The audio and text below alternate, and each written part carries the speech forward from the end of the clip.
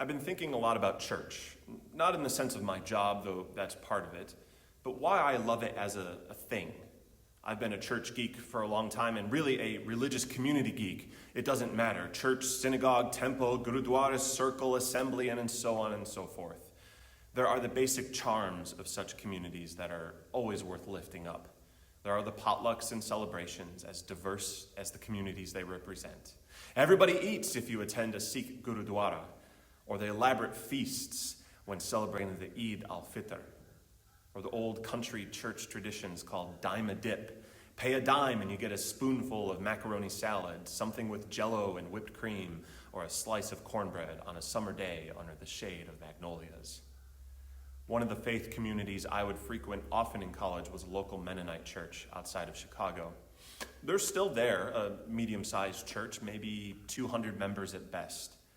I often say if I were to have some sort of awakening to Christianity, it'd be with the Mennonites. And we're not talking old order Mennonites with bonnets and buggies, but modern Mennonites. They still keep it simple in their dress, their gathering, their cooking, their way of relating to the world. In college, I looked forward to their spring and summer services most. They'd haul a large wooden cross out of the sanctuary, the only adornment in the sanctuary, to the church lawn, set up folding chairs, the preacher would ditch the sport coat and tie, and people kept it casual. Most Mennonites have no need for instruments. They are known for their singing. And we would sing, in the summer sun, a joyous gathering, followed by the simplicity of a Mennonite potluck.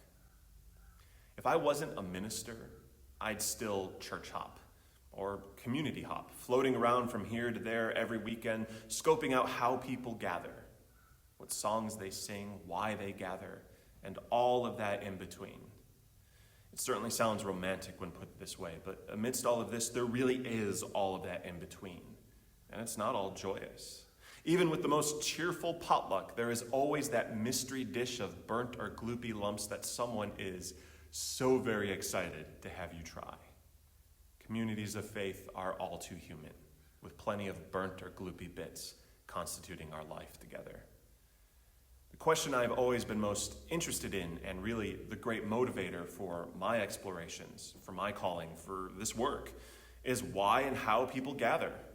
When I hear of a belief system I was unfamiliar with and how that motivates people to gather, to sing, to dance, to cook, to build buildings, and serve the world, that is exciting stuff.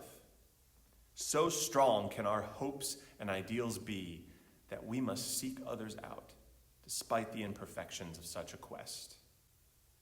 When you take a moment to step back and answer that question for each community, you get a fascinating tapestry of belief, where there are similarities between the communities, but more often than not, great diversity. Take a look at Roman Catholics. Sure, many members, and some of you know this well, go because you think you're supposed to. But think for a minute about the people who are committed to that faith. Not just the priests, but the members who go beyond any notion of, well, I'm supposed to. They go because in that act, they are enacting a drama, a ritual, week after week that is thousands of years old. It's a cosmic drama of the highest accord that tells a story of sacrifice, redemption, and returning hope. For the people committed to that, that is why they gather. Think of our Jewish siblings. I'm thinking specifically of the Orthodox, but really it could be any Jewish gathering. The call to their temples and synagogues every Friday and every holy day is a call that echoed out from the chains in Egypt and from the top of Mount Sinai. It's a call to preserve, persevere, to feast on Sabbath time of rest and celebration, of ceasing from work. Wow. I mean, this is good stuff, and we could just keep on going. Just look at any faith community and keep going all day if we wanted to. And we can keep going knowing that these observations in the broadest sense are not complete pictures. Not all Jewish traditions gather for the same reasons, though they are similar. Not all Catholics have this notion of a divine cosmic drama. Not all Mennonites enter with a notion of simplicity. Not all Muslims have the same understanding of submission. But that exercise of asking and observing, of seeing the answer play out in the lives of people and communities is a worthy task.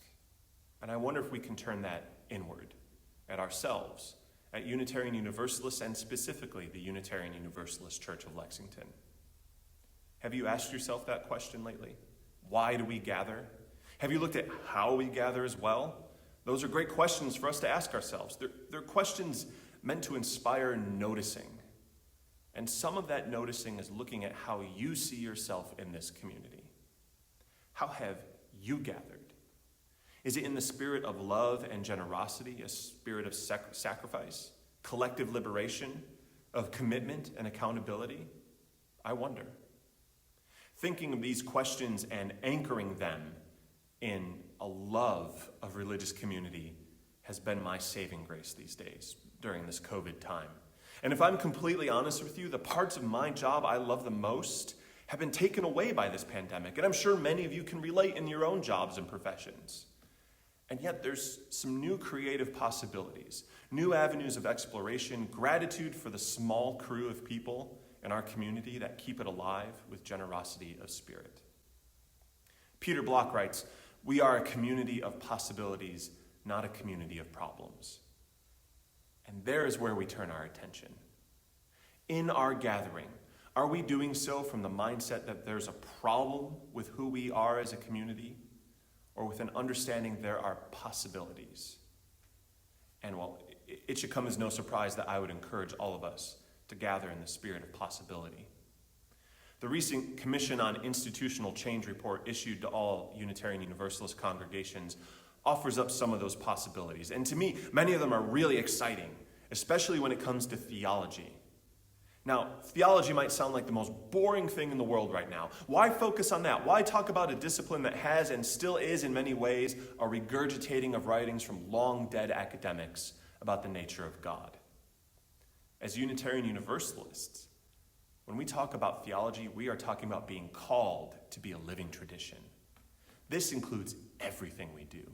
How we gather, why we gather, what we do, how we do it. And we are a community that should never suffer the words, "That's the way we've always done it," or "This is the only way to accomplish our goal." Our theology must be living as well. It must begin with you and me and all of us. And we do have a storied history, a history I've lifted up countless times, and it matters that we know where this tradition comes from, its complexity, and just how freaking cool our history is. Time and time again, our communities have endured, transformed, and pursued hope with wild abandon. And it doesn't get much more exciting than that. And while our Unitarianism and our Universalism are relevant today, they are transformed. The Universalism of 2020 is not the Universalism of the 17th century. Today it is less about an all-forgiving deity. It is instead, as the Reverend Dr. Sophia Betancourt says, about affirming that there is no winnowing out of the supposedly unworthy that can be named sacred among us. Now just let that sink in for a bit. There is no winnowing out of the unworthy that can be named sacred among us. That is a loaded statement. It leads to ands, ifs, and buts. It also is decidedly clear. We are Universalists. Redemption is available to all, whether or not God is a part of it. And this is where the Commission on Institutional Change starts to call all of us out as a faith. We say we are the inheritors of universal salvation, but we do so intellectually. We don't feel it here, right here, in the gut. But when we really do feel it in the gut, what this becomes for all of us is an exploration of our mutual liberation.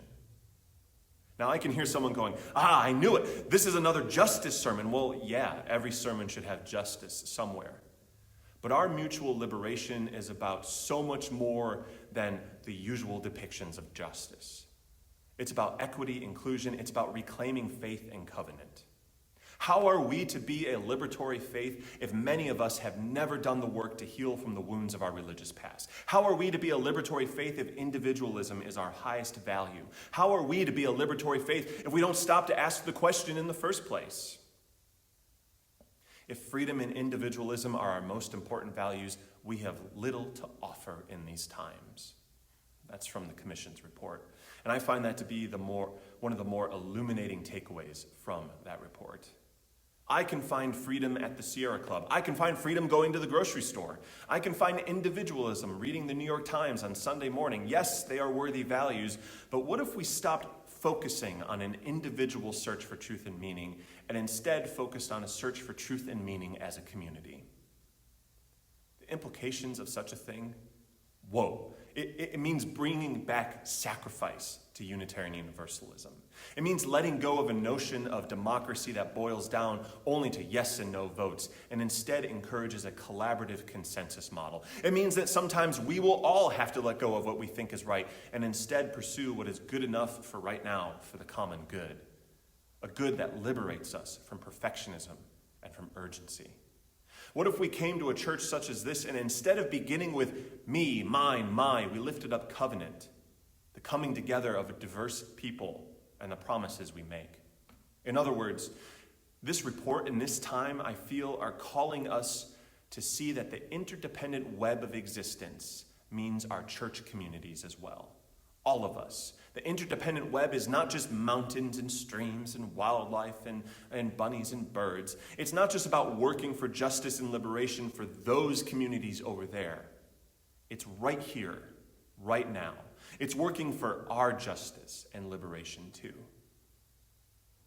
Now, as a minister, I rarely say the phrase, my ministry. I find it to be a gateway to narcissism. The calling I answered, the job and work as your minister, it's all about our ministry. It's about a journey and path that, yes, there will be individual pursuits, but ultimately, we chose to do so in community. And that is its own journey and path. I realize I could go on and on here with this Commission on Institutional Change report. Despite the long name of the commission, the report just might be the wedge to get us unstuck as a tradition. And maybe here at UUCL as well. But there it is, though. In asking how we gather, why we gather, and rooting those questions and our arrival here, right here in this virtual space, but also in the times that we have been in the same room, and rooting them in possibility over problems, I just made a critical error. It is one thing for me as the minister to say that we are stuck as a congregation in some areas. Let's just name a few: welcoming, membership, fostering meaningful connections, commitment, accountability, burnout of core volunteers, putting the burden of living our mission and vision and being the church entirely on the staff, and so on and so forth. There are grains of truth there. Grains of truth as old as this congregation, now over 70 years old. Grains of truth you can read in board minutes from the 1960s and onward. But where are the possibilities? Suddenly, that list, the things many of us know to be true about our work as a congregation, and asking about possibilities, I feel the weight leaving my shoulders. Do you feel it? Go ahead and ask yourself again. What are the possibilities with all that we are called to do in our ministry as a congregation? Ask it again, and keep asking. Let it be inwardly digested. Let it work through you. And feel the burden leave. For in possibility, there is promise, there is hope, there is no being stuck. Maybe this is where I've failed you as your minister. I've let myself get wrapped up in the absolutely necessary administrative weeds for far too long. But now is the time for possibility. Now is the time to recommit. Now is the time for me and for our board and our core volunteers, especially our members from marginalized identities, to say loudly and clearly to those of you who haven't engaged, are you with us?